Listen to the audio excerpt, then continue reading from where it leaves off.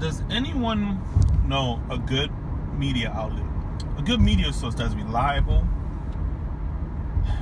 I want to say unbiased, but we all know to a degree each media has some kind of bias to it. At least that's how I feel. But so I want to say anyone that has the least bias. So a good media source that gives, and when I say good media source, I'm not talking about, there's media sources that they just dwell on the wars, president, their tweets, and then like if something happens, they speculate on that, whatever it is, for a long time. I just want a good old-fashioned media that reports stuff and then give the facts, and then don't dwell on a certain topic. It just seems like it's a gold mine for the presidency, the wars, any political debates, any protests. It's all like a gold mine for these media outlets.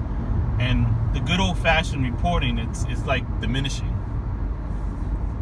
Like, I don't know, maybe it's me, but I remember back in the days, it was just like, I mean, they still do it, but it just seems like they're doing it less. Like the investigative reporting, if someone has a complaint, or consumer reports, like someone has something, or the contractor did this, they scammed them out of this, or they're not doing a good job, the media out there will go and they'll like investigate and they'll put them on blast.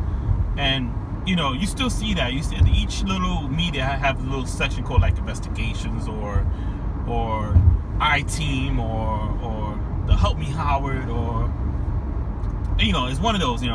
So if you guys know a good source that